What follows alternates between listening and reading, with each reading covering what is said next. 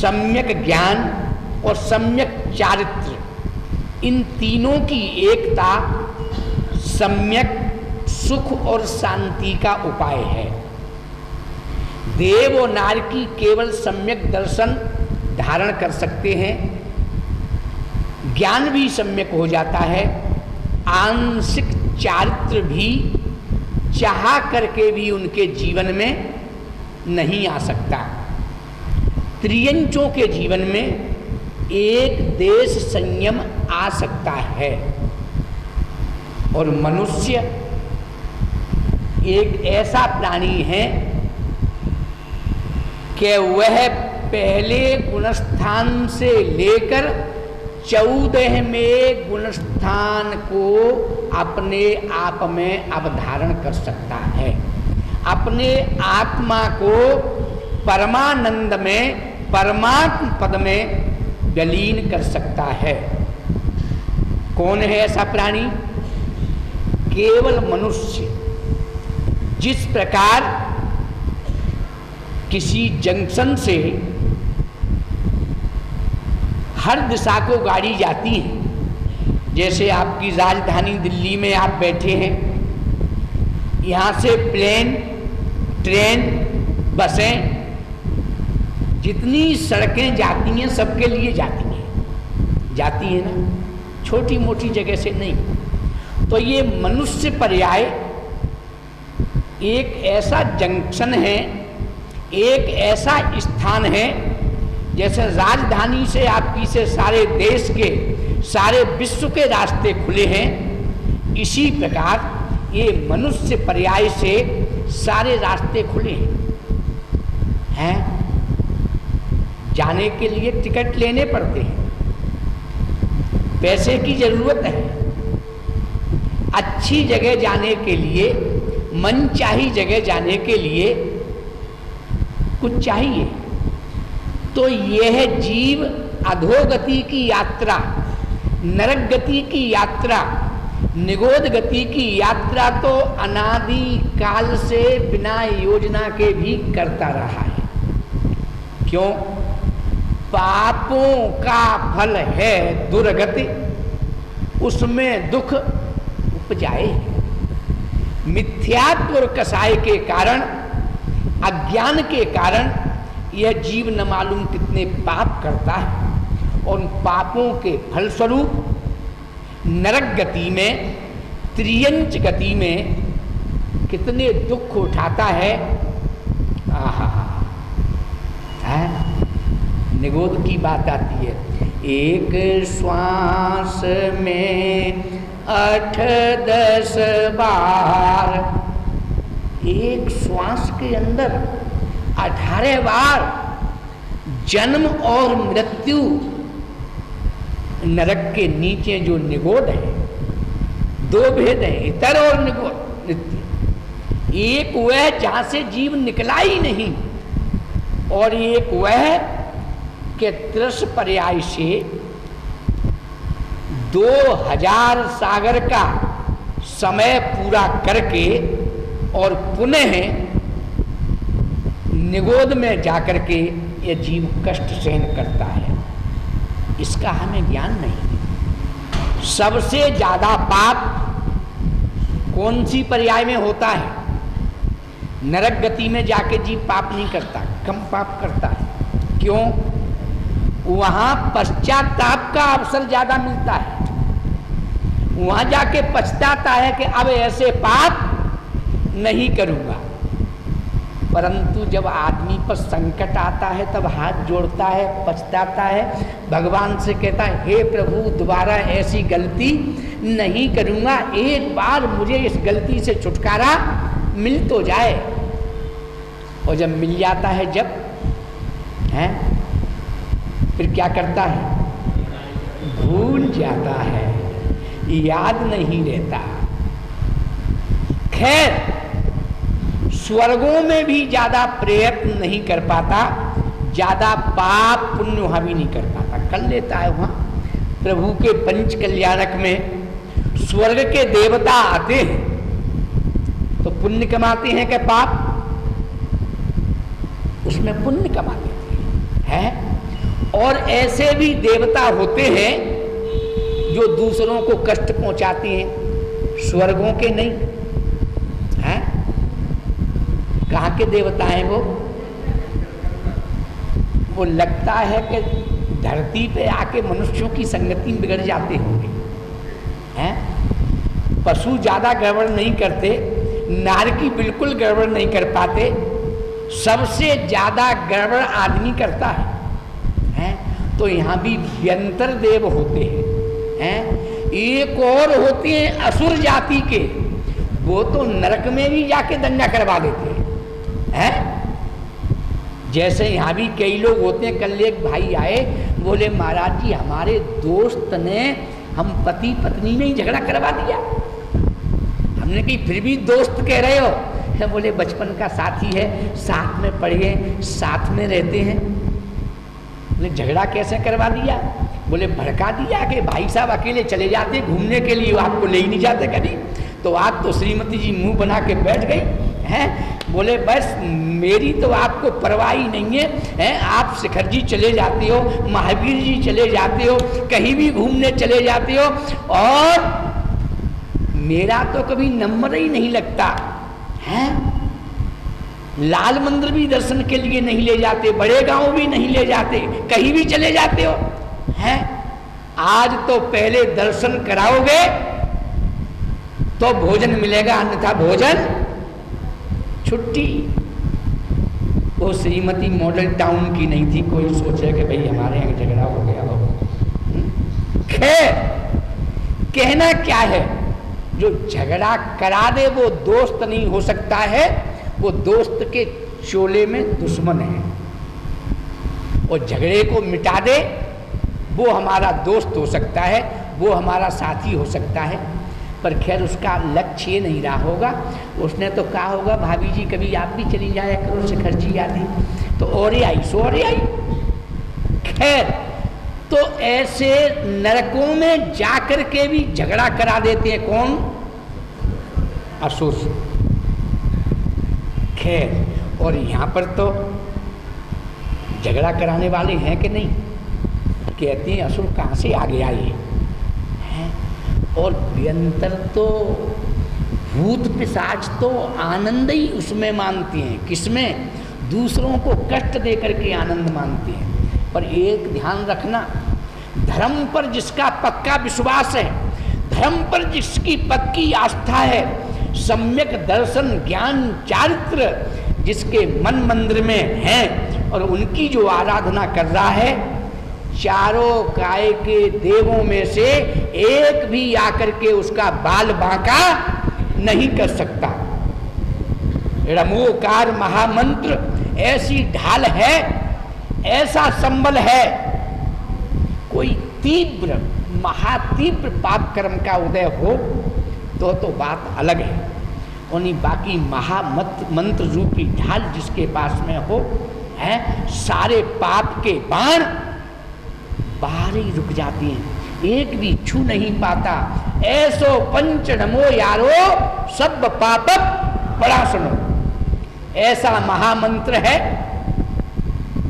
कैसा महामंत्र है? सारे विश्व के मंत्रों में किसी व्यक्ति विशेष के लिए, महापुरुष के लिए या देवी देवता को नमस्कार किया है। विश्व में केवल एक मंत्र ऐसा है कि जिसमें किसी व्यक्ति को नमस्कार नहीं है, केवल गुणों को नमस्कार है, केवल आत्मा की शुद्ध परिणति को नमस्कार है। रमो अरहंतारम कह करके उन समस्त अरहंतों को नमस्कार किया जिन्होंने केवल ज्ञान की प्राप्ति करी। उसमें आपके प्रथम तीर्थंकर से लेके 2400 तीर्थंकर आ गए।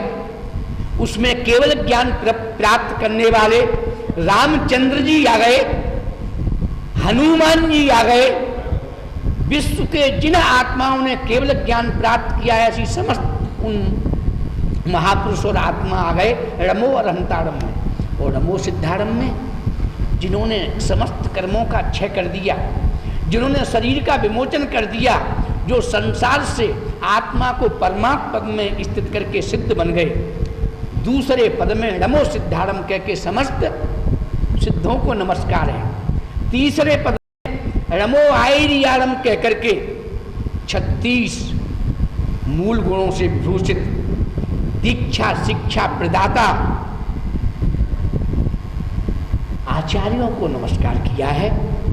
चौथे पद में ज्ञान प्रदाता 25 गुणों से विभूषित उपाध्याय परमेष्ठी को नमस्कार किया है। और 5वें पद में 28 मूल गुणों से विभूषित सम्यक दर्शन ज्ञान चारित्र की मूर्ति परम वीतरागी राग द्वेष विमुक्त साम्य भाव विभूषित उन साधु संतों को नमस्कार किया है जिनके स्मरण मात्र से सारे पापों का प्रक्षालन हो जाता है। बंदे तद्गुण लब्धे, श्रावक भक्त निस्वार्थ नमोस्तु नहीं करते, उनकी भी भावना है कि इनकी आराधना करने से, पूजन करने से, नमस्कार करने से सारे पापों का प्रक्षालन हो जाएगा और पुण्य से झोली भर जाएगी। और जिस मार्ग को इन्होंने अपनाया है, सुख शांति का मार्ग, सम्यक दर्शन ज्ञान चारित्र का मार्ग, वह मार्ग हमें मिल जाएगा। तो विषय चल रहा है कि हमारे जीवन में सुख और शांति की प्राप्ति किस प्रकार हो। तो सुख और शांति प्राप्ति का सबसे पहला माध्यम रमोकार महामंत्र है। इसके साथ विश्वास, आस्था, किस पर विश्वास? सच्चे विश्वास का नाम ही सम्यक दर्शन है, सच्चे ज्ञान का नाम ही सम्यक ज्ञान है। और बुरी बातों का त्याग कर देना, अच्छी बातें जीवन में धारण कर लेना, इसी का नाम सम्यक चारित्र है। लोकाचार में, लोक व्यवहार में इनकी व्याख्या अलग प्रकार से की है और आध्यात्मिक दृष्टि से है वह आत्मानुमुखी व्याख्या की है। लोकाचार में देव शास्त्र गुरु के ऊपर जिसका विश्वास है वह सम्यक दृष्टि है। आगम की दृष्टि से अनंतानुबंधी कसाय और मिथ्यात्व जिसका चला गया है, 8 गुणों से विभूषित है, 25 दोषों से रहित है, वो सम्यक दृष्टि है। आपका भगवान की वाणी पे विश्वास है या नहीं? अगर भगवान की वाणी पर विश्वास है तो आप सम्यक दृष्टि है। भगवान ने कहा है कि जब तक आयु कर्म नहीं खत्म होगा तब तक कोई मार सकता नहीं। सच्चाई है ना? है? मृत्यु से डरते हो कि नहीं? रोगों से तो डरना चाहिए पर मृत्यु से कभी भी नहीं डरना चाहिए। है? क्यों? मृत्यु हमारे हाथ में है क्या? अभी सुबह की बात है, एक माँ जी कहने लगी, बोले महाराज जी आचार्य विद्यासागर महाराज जी के दर्शन की भावना है, जाएं कि नहीं? बात क्या है? बोले सुना है अहमदाबाद में बम, सूरत में बम, चारों ओर आतंकवादियों का कहर पड़ता चला जा रहा है, इसलिए मैं आपके पास आई हूं कि जिंदी लौट आऊं तो चली जाऊं है? और अगर लौट के ना आऊं तो सब 25 आदमियों ने कहा है कि महाराज जी को पूछ आओ। अगर महाराज जी कह दें कि कुछ नहीं होगा तो जाएंगे, अन्यथा गाड़ी कैंसिल। हमने पूछा कि भाई माँ जी ये बताओ, अगर आयु कर्म पूरा हो जाएगा है तो दिल्ली में या दिल्ली के बड़े से बड़े हॉस्पिटल में मृत्यु होगी कि नहीं? बोले वो तो पक्की बात है, उसमें उसे कौन बचाएगा। तो मैंने कही जैसे लिखी होगी वैसे ही होगी, वैसे ही निमित्त मिल जाएंगे। अरे सम्यक दृष्टि मृत्यु से डरता नहीं, लाखों वर्षों तक जीऊं या मृत्यु आज ही है तैयार रहता है। जैसे ट्रेन में आती ट्रेन को देख के सूटकेस लेकर के आप चढ़ने के लिए तैयार होती है, सम्यक दृष्टि उसी प्रकार हर समय तैयार बैठा हुआ है, कभी भी आओ जाने को तैयार है। क्यों? उसे पता है कि जन्म और मृत्यु मेरे नहीं होते, संयोग और वियोग इस शरीर का है। मैं तो अजर अमर अविनाशी ज्ञायक अखंड चेतन स्वभावी आत्मा हूं, मुझे कोई भी मार सकता नहीं। न किसी विस्फोट में मेरी मृत्यु होगी, न किसी हथियार से मेरी मृत्यु होगी। है ऐसा मैं चैतन्य आत्मा हूं। ऐसा जिसका विश्वास है वही सम्यक दृष्टि है। चाहे वह व्यक्ति महलों में हो, चाहे झोपड़ी में हो, करोड़ों के ढेर पर बैठा हो, या रोज कमा करके खाता हो। है धर्म का संबंध किसी जाति और कुल से नहीं है। धर्म का संबंध किसी मंदिर मूर्ति और देवता से नहीं है। ये तो हमारी आमनाएं हैं, हमारी परंपराएं हैं। आप पूजन कैसे करते हैं, दूसरे लोग पूजन कैसे करते हैं, आप आराधना कैसे करते हैं, लोग आराधना कैसे करते हैं। धर्म का संबंध अंतरंग की परिणति से है, अंतरंग की भावना से है। सम्यक दर्शन का संबंध बाहर की क्रियाओं से नहीं है, आत्मा की पवित्रता से है, भगवान की वाणी के विश्वास से है। और सच्चाई में आत्मा और परमात्मा का जो विश्वास है कि शरीर है ये मैं नहीं हूं, मैं चैतन्य आत्मा हूं। परमात्मा ने जैसा बताया है वैसा ही वस्तु तत्व है और वैसा ही होगा। जो परमात्मा के ज्ञान में आया है उसे विश्व की कोई शक्ति टाल सकती, ऐसा आपका अगर विश्वास है तो गारंटी से आप सम्यक दृष्टि हैं। चाहे आप किसी नियम व्रत का पालन करते हो या न करते हो, व्रत का पालन करोगे फिर तो सम्यक दर्शन से ऊपर उठ गए। सम्यक दर्शन के विषय में क्या कहते हैं सिद्धांत देव नेमी चंद्र चक्रवर्ती? नो इंद्रियेषु व्रतो नो जीवे तसे थावरे बापी सत्तहित जुनुत्तम अव्रत सम्यक दृष्टिषु। पांचों इंद्रियों की लंपटता से विरक्त नहीं है। नो इंद्रियेषु व्रतो नो जीवे तसे थावरे बापी, न त्रस हिंसा का त्याग किया है और न अभी उसने स्थावर हिंसा का त्याग किया है? वैसे सावधान रहना चाहिए, हिंसा से बचना चाहिए, पर अभी उसने कोई नियम नहीं लिया। त्रस की भी हिंसा हो जाती है मजबूरी में, व्यापार आदि में। स्थावरों की हिंसा पल पल पे हो ही रही है, पर है क्या? सद्दहद जुनुत्तम, भगवान की वाणी पर विश्वास है कि जैसा प्रभु ने कहा है वैसा ही होगा। विश्व की कोई शक्ति उसमें परिवर्तन कर नहीं सकती है। अविरत सम्यक दृष्टि है ऐसा जिसका विश्वास है। आप भी ये तो बताओ, होनी चल सकती है क्या? नहीं। अनहोनी हो सकती है क्या? नहीं। भाग्य से अधिक मिल सकता है क्या? नहीं। समय से पहले कोई काम हो सकता है क्या? नहीं।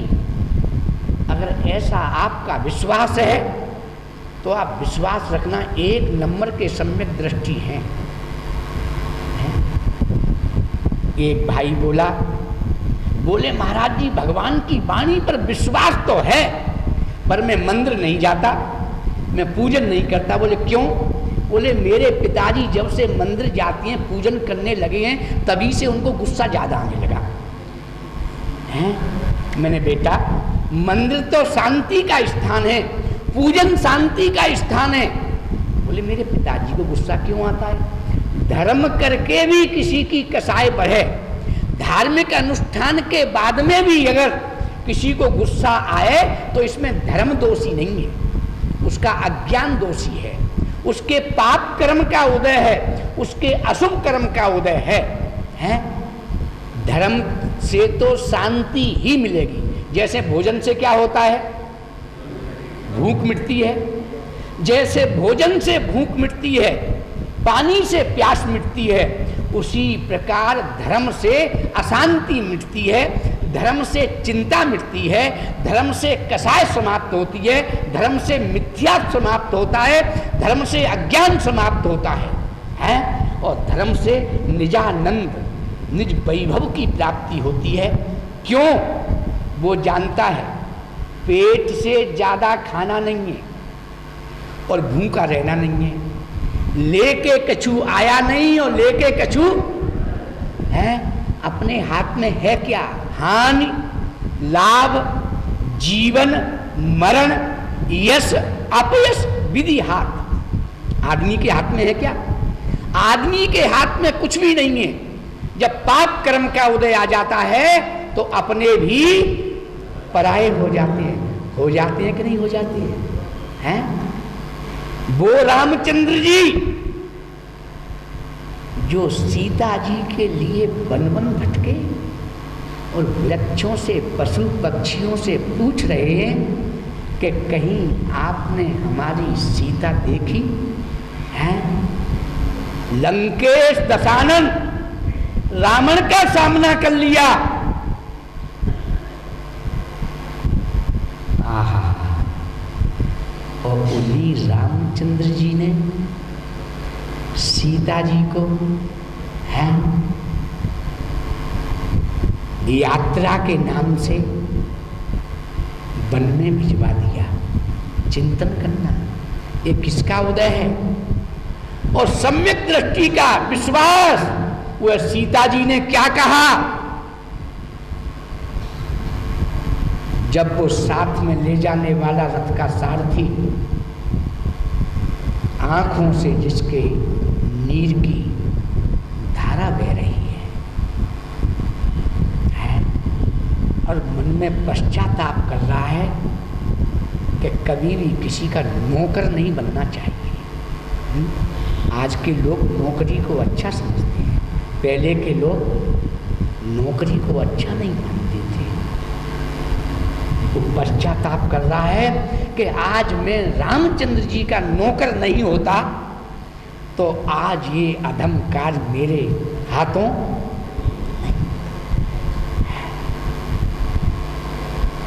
आंसू बहाता हुआ बोला, माँ सीते मुझे क्षमा करना, मैं दास हूँ, मैं चाकर हूँ। भगवान किसी को किसी का दास न बनाए, पराधीन न बनाए। पराधीन सपने सुख नहीं। माँ, मेरे जीवन का सबसे बड़े कष्ट का दिन आज है। पर माँ सीता क्या कहती है? नहीं वत्स, पश्चाताप नहीं, इसमें आपका कोई दोष नहीं है। और मेरे परमेश्वर के समान पतिदेव, मर्यादा पुरुषोत्तम रामचंद्र जी का भी कोई दोष नहीं है। निश्चित मैंने अपने जीवन में कोई ऐसी गलती की होगी, कोई ऐसा पाप किया होगा, उस कर्म का उदय आया है कि मेरे सील पर लोग उंगलियां उठा रहे हैं। उंगली उठाने वालों का भी दोष नहीं है। मैंने किसी की बदनामी की होगी, किसी के सील पर लांछन लगाया होगा, किसी निर्दोष को दोषी ठहराया होगा, उस कर्म का उदय आया है। ये तो निमित्त है। ये किसकी भावना है? सम्यक दृष्टि की भावना है। दूसरे को दोषी नहीं बताता। हाँ माँ, कुछ कहना है रामचंद्र जी से? बोले हाँ, एक बात कह देना कि लोकापवाद से मुझे छोड़ा कोई बात नहीं, ये मेरे कर्म का उदय है। पर किसी के अपवाद करने पर, धर्म की मजाक उड़ाने पर कहीं आप धर्म को नहीं छोड़ देना है।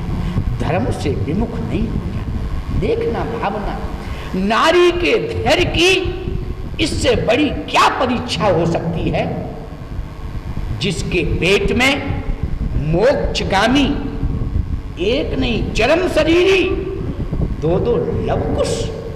चिंतन करना, कर्मों की दशा पर चरम शरीरी जिसके पेट में, परमात्मा बनने वाली आत्मा जिसके पेट में है, परंतु सम्यक दृष्टि विचलित नहीं होता, विचलित नहीं हुई। और परिणाम क्या निकला कि आज राम सीता नहीं बोलता जमाना, सीता राम बोलता है। वह सीता का नाम रामचंद्र जी से भी आगे लिया जाता है। और आपके ग्रंथों की दृष्टि से सीता जी ने आर्य का दीक्षा लेकर के पर्याय को धन्य बनाया, और मर्यादा पुरुषोत्तम रामचंद्र जी ने मुनि दीक्षा लेकर केवल ज्ञान प्राप्त कर आत्मा को परमात्मा बना दिया। वो तद्भव मोक्षगामी थे। दर्शन ज्ञान के साथ में उन्होंने चारित्र को भी जगा लिया। कौन से रामचंद्र जी? वही रामचंद्र जी लक्ष्मण भैया के वियोग में, लक्ष्मण भैया के प्यार में, राग में कैसे हो रहे थे मालूम है ना? पद्म पुराण पढ़ा है। स्वर्गों में बात हुई कि धरती पे अगर किसी में प्रेम है तो राम और लक्ष्मण का प्रेम है। और जब स्वर्ग के देव परीक्षा करने को आए, कह दिया रामचंद्र जी से कि लक्ष्मण तो गए, तो रामचंद्र जी कहते हैं नहीं, लक्ष्मण से आके कह दिया कि रामचंद्र जी गए, तो लक्ष्मण कहता है कि जब मेरा भैया चला गया तो मैं इस संसार में रह करके करूंगा ही क्या है? चिंतन करना, विचार करना। और देखिए वह छायक सम्यक दृष्टि रामचंद्र जी जो मर्यादा पुरुषोत्तम कहला रहे हैं, जमाना उनका अनुकरण कर रहा है। वह भाई को कंधे से हैं, कंधे पे बिठा करके सुबह मुख धुलाते हैं, चुम्बन लेते हैं। भैया तू नाराज हो गया है क्या? ले दूध पी ले, कलेवा कर ले। क्या तेरी भाभी ने कुछ कह दिया या मैंने कुछ कह दिया? भैया जल्दी खड़ा हो जा। हनुमान जी बोले स्वामी विधि की विडंबना है, होनी टलती नहीं है। आप जैसे ज्ञानी रागान्ध हो रहे हैं। तो छायक सम्यक दृष्टि रामचंद्र जी ने, हनुमान कैसे भक्त थे सारा जमाना जानता है। उस हनुमान जी को फटकार दिया कि खबरदार मेरे भाई के विषय में अगर अशुभ शब्द कहे तो बुरा होगा। और भाई को उठाया कंधे पे और लेकर के चल दिए। जो भी कहा ना, समय से पहले कोई काम नहीं होता। सम्यक दृष्टि जीव भी 6 महीने के लिए भटक जाता है, 6 महीने के लिए भूल जाता है। अप्रत्याख्यान कसाय के उदय में 6 महीने के लिए पागलों जैसी, अज्ञानियों जैसी क्रिया कर सकता है। छायक सम्यक दृष्टि भी कर सकता है। बस समय आया तो वही रामचंद्र जी सम्यक ज्ञानी थे। उस समय भी अगर कोई पूछता तो वही जवाब देते जो जवाब यथार्थ होता है। परंतु अनंतानुबंधी कसाय चली जाती है, फिर भी अप्रत्याख्यान कसाय आदमी को भटका देती है। राजा सुनैनिक ने आत्मघात किया, आत्महत्या की कि नहीं की है? सम्यक दृष्टि था कि नहीं था, परंतु अनीति अन्याय का विरोधी होता है। आत्महत्या मरने के लिए नहीं की, ये सोच के की कि इस दुष्ट के हाथों मरने की अपेक्षा अपने हाथों मर जाना अच्छा है। सम्यक दृष्टि कभी अन्याय नहीं करता, कभी अनीति नहीं करता, दूसरे की एक पाई भी नहीं चाहता, परंतु अनधिकृत कोई उसकी जमीन पे अधिकार करे, कोई उसके मकान पे अधिकार करे, कोई उसकी संपत्ति पे अधिकार करे, तो वो विरोधी हिंसा का त्यागी नहीं है। जैन धर्म अहिंसा तो बताता है, अहिंसा को धर्म बताता है, पर कायरता नहीं सिखाता। ऐसा नहीं कहता कि कोई आपकी समाज पे हमला कर दे, कोई आपके देश पे हमला कर दे, कोई आपके मंदिर पे हमला कर दे, कोई आपके चारित्र पे हमला कर दे, कोई बहन बेटी पे हमला कर दे, वो आप बैठे देखते रहो। नहीं, विरोधी हिंसा का बिल्कुल त्याग नहीं है। अगर कोई अत्याचार करता है, अनीति करता है, तो उसका जवाब उसी प्रकार से देने की आज्ञा है। सम्यक दृष्टि देता है। हाँ, एक ध्यान रखना, सम्यक चारित्र वाला नहीं देता। मुनि महाराज पे कोई तलवार लेकर के भी उपसर्ग कर देगा, है? कोलू में भी पिल गए मुनि महाराज, घानी में पिल गए हैं, परंतु उप नहीं करी। सम्यक चारित्र से विभूषित साधु संतों को कभी गुस्सा आता है क्या? नहीं आता, आ ही नहीं सकता। क्यों? कि सम्यक दर्शन ज्ञान के साथ में चारित्र जिनके पास है, उनका धर्म समता बन जाता है। क्या बन जाता धर्म? समता है। धर्म का सही स्वरूप अगर आप समझें तो साम्य भाव है, समता है। समता आपके यहाँ है कि नहीं है? आप पढ़ते ना, गाली सुने मन खेदन आनो, पढ़ते हैं ना? कब? 10 लक्षण में पढ़ते ना, पूजन में। सही बताओ, आप मंदिर से बाहर निकलो और आपको कोई गाली दे, और बड़ी गाली न दे, केवल यही कह दे कि आप तो बड़े पाखंडी हैं, आप तो बगुला भक्त हैं, अच्छा लगेगा कि बुरा है? बहुत बुरा लगेगा ना, है? बहुत बुरा लगेगा। और मुनि महाराज से कोई कह दे, कैसे नंगे घूम रहे, इन्हें शर्म ही नहीं आती है? कह सकता है कि नहीं? कह सकता है, कोई भी रास्ता चलता हर प्रकार कह सकता है। पर मुनि महाराज किसी का बुरा मानते हैं क्या? क्रोध आता है क्या? गुस्सा आता है क्या? अरे हम तो कहते हैं कि महाराज कभी नाराज नहीं होते, और जो नाराज होते हैं वो कभी महाराज नहीं हो सकते। आप भी ध्यान रखना, महाराज बने बिना कल्याण नहीं होगा, महाराज बने बिना मुक्ति नहीं मिलेगी, मुनि बने बिना समाधि नहीं होगी, साम्य भाव पूर्ण नहीं होगा। परंतु ध्यान रखना, कपड़े खोलने से पहले, घर छोड़ने से पहले कसायों को छोड़ना है। कपड़े छोड़ने से पहले अंतरंग का राग द्वेष छोड़ना। अगर राग द्वेष नहीं छूटा और कपड़े छूट गए तो पीची कमंडल लेकर के भी शांति नहीं मिलेगी। क्यों? पीची कमंडल उपकरण है, दिगंबर वेश है। शांति तो सम्यक दर्शन, सम्यक ज्ञान, सम्यक चारित्र से मिलेगी, साम्य भाव से मिलेगी। और साम्य भाव धर्म के स्वरूप से मिलेगा, धर्म को समझने से मिलेगा। धर्म का नाम लेने से मिलेगा कि धारण करने से?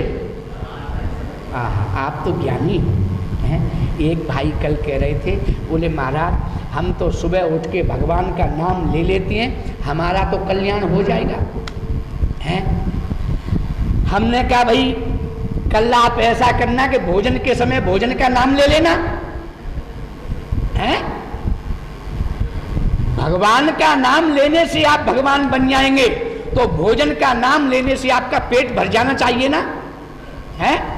आप भी प्रैक्टिकल कर लो, अभी भोजन का समय होने वाला है, भोजन की तैयारी होगी, आप माला ले लेना, श्री भोजनाय नमः, श्री भोजनाय नमः। अगर भोजनाय नमः कहने से आपका पेट भर जाए, हैं, तो धर्माय नमः कहने से, वीतरागताय नमः कहने से, महावीराय नमः कहने से आप महावीर बन जाओगे, हैं? अब आप कहोगे नहीं, भगवान ने जैसा उपदेश दिया है कि बुरे काम छोड़ो, अच्छे काम करो, सारे जमाने से प्रेम रखो, किसी से राग द्वेष मत करो, साम्य भाव को प्रगटाओ तो शांति मिलेगी। समझ गए ना?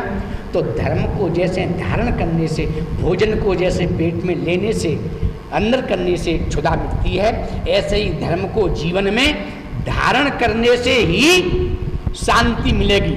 विश्व का हर आदमी धर्मात्मा हो सकता है, चाहे रोड पर झाड़ू लगाने वाला हो, है, और चाहे राज गद्दी पर बैठने वाला हो।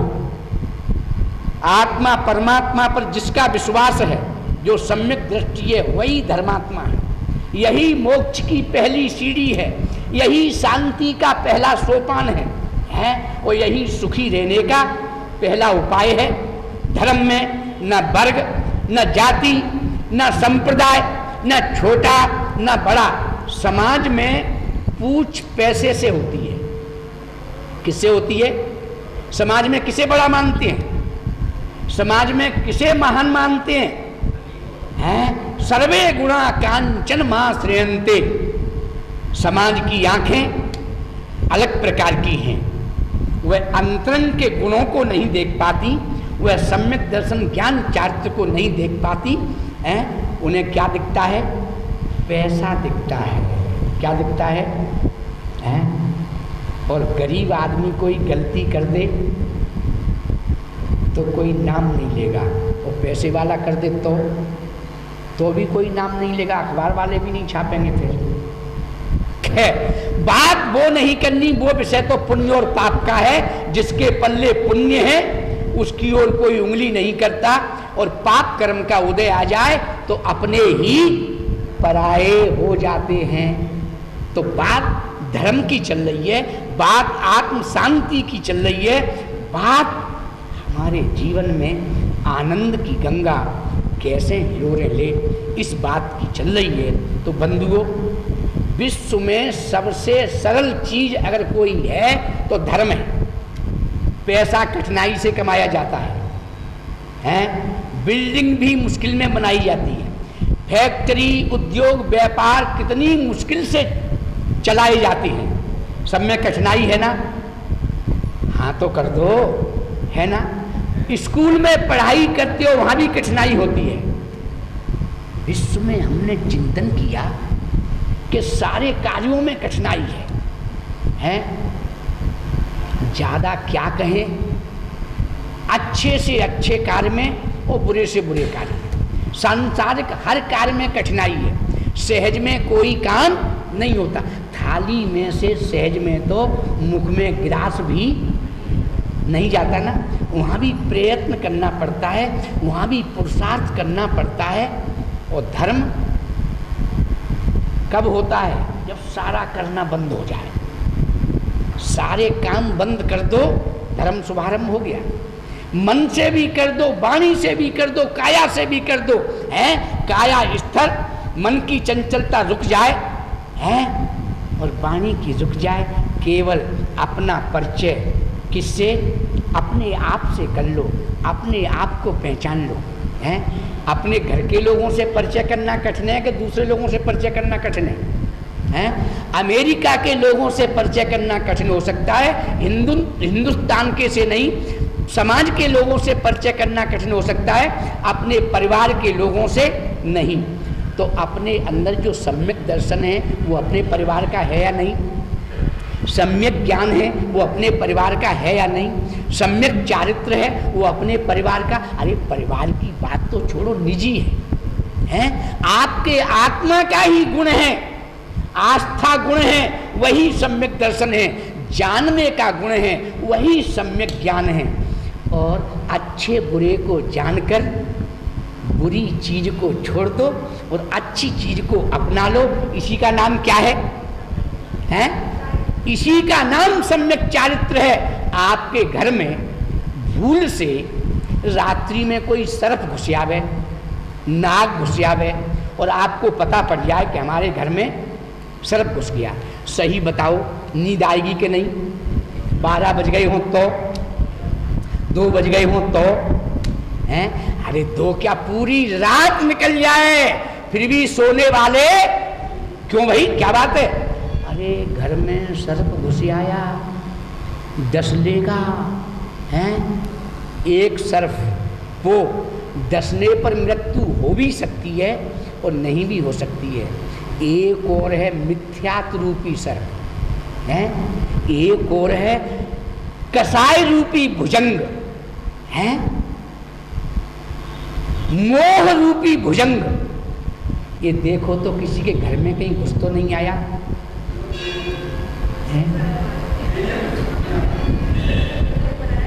एक भुजंग, एक सर्प घर में घुस आए तो रात में नींद नहीं आए और दूसरे सर्प को छाती से लगा करके प्रेम से चैन की नींद सो रहे हो हैं? हो सकता है वो सर्प न डसे और डसले फिर भी इलाज हो जाए, पर ये मिथ्या तो कसाय रूपी सर्प अगर डसेगा, ये राग और द्वेष रूपी सर्प डसेगा, ये मोह रूपी सर्प डसेगा, ये परिग्रह रूपी सर्प डसेगा, तो क्या मर करके दुर्गति जाने से कोई रोक सकता है? भगवान भी रोक सकते हैं, तीर्थंकर भी रोक सकते हैं, कोई नहीं रोक सकता। तो बंधुओं, आप तो ज्ञानी हो, अगर गलत चीज हमारे घर में आ जाए, अरे कूड़े कचरे को भी रात में इकट्ठा हो जाए खिड़कियों से तो झाड़ू से इकट्ठा करके बाहर फेंक देते हैं और फिर पोंछा और लगाते हैं। आजकल तो वो और आ गए ना, वे बाई पर क्या बोलते हैं कि सारा पानी कचरा सब बाहर होना चाहिए, चमाचम। अरे घर को चमाचम रखते हो, कपड़ों को चमाचम रखते हो, शरीर को चमाचम रखते हो, एक बार अपने आप को चमाचम रखने का उद्देश्य बना लो, अपनी आत्मा को पवित्र रखने का उद्देश्य बना लो, ये मनुष्य पर्याय सार्थक हो जाएगी। परंतु हम मनुष्य होकर के कितनी भूल कर रहे हैं कि हम स्वयं हमारा आत्मा बिलख रहा है, तड़प रहा है, पीड़ित हो रहा है कि मेरी भूल से है, अपनी भूल से आदमी दुख पाता है। खोटी संगति मैंने मिथ्यात्व कसाई की कर ली, चारों गति 84 लाख योनियों में कष्ट पा रहा हूँ। प्रभु के समक्ष, गुरु के समक्ष, जिन मानी माँ के समक्ष एक ही भावना भाता है कि अशुभ निमित्तों से, गलत निमित्तों से मैं गलत संगति में पड़ गया। अब मेरा उपादान मुझ में जागृत हो, मेरी शक्ति मुझ में जागृत हो कि सारे विभाव परिणति को छोड़ के स्वयं समय में आऊँ, स्वभाव में आऊँ, अपने सम्यक दर्शन ज्ञान चारित्र को जगाऊँ। एक बात और ध्यान रखना, आप कहते हैं ना, जहाँ देह अपनी नहीं तहाँ न अपना को, कहते हो ना, आगे क्या कहते हो?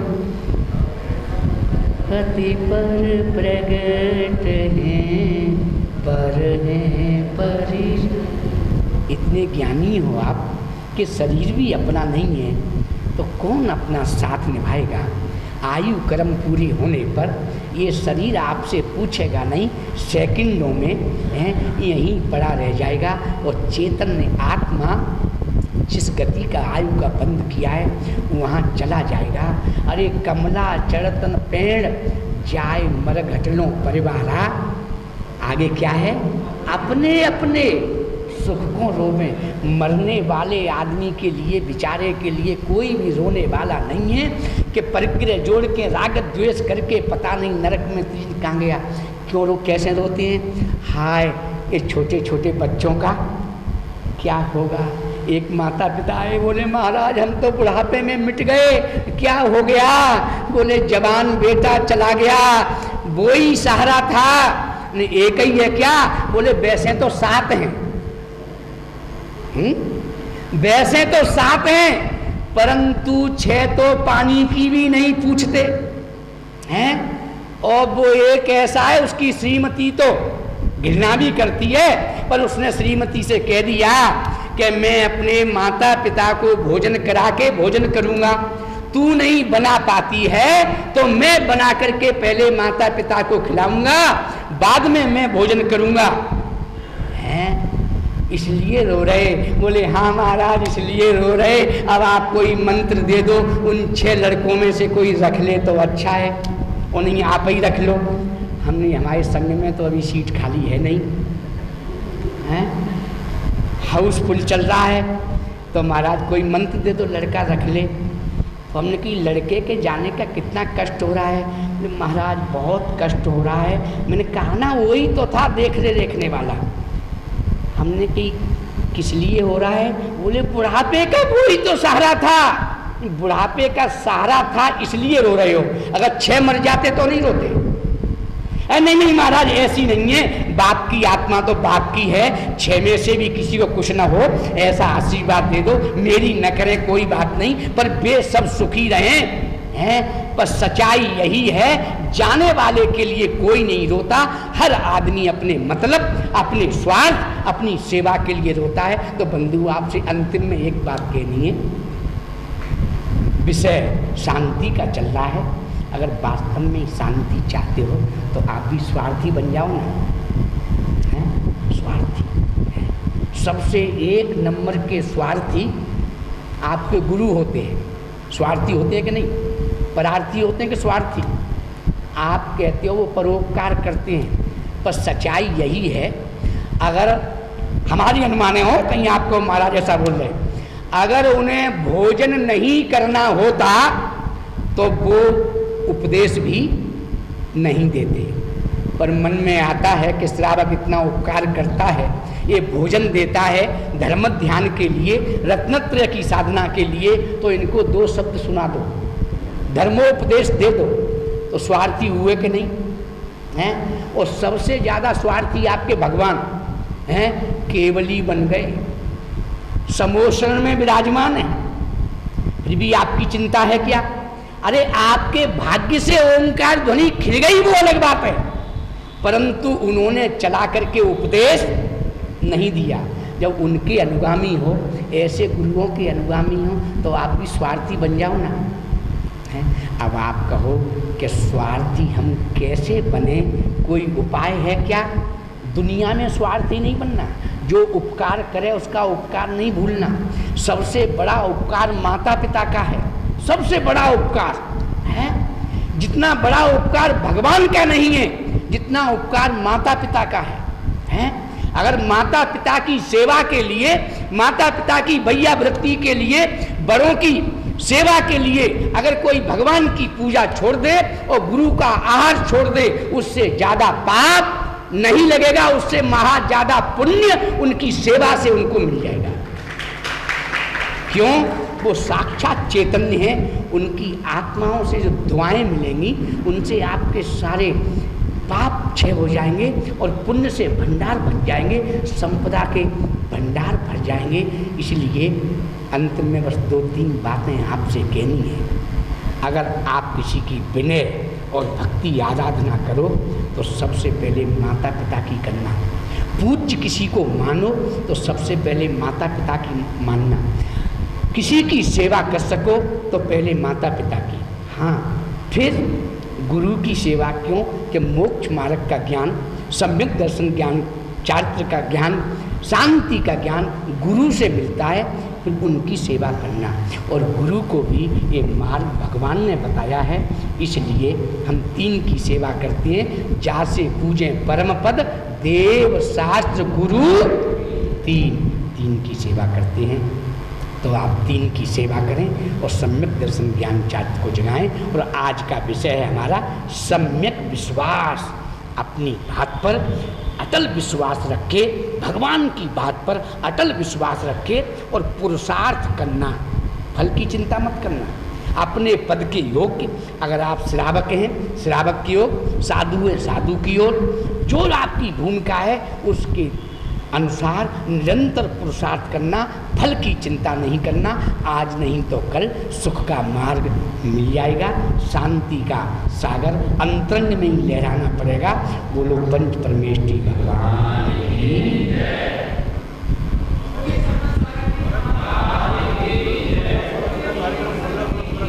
बोल बोल बोल बोल।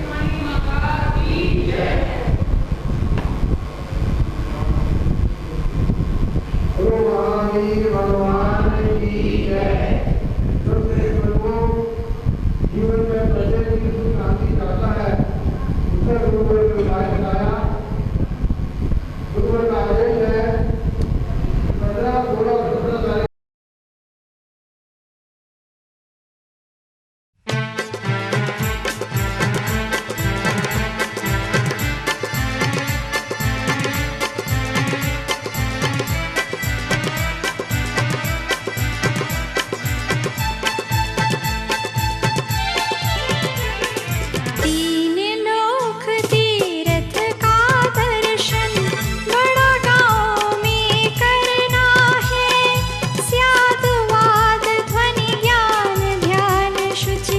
तारीख सागर का झरना है। तीन लोक तीरथ का दर्शन बड़ा गाँव में करना है। स्याद वाद ध्वनि ज्ञान ध्यान शुचि सुख सागर का झरना है। तीन लोक तीरथ का दर्शन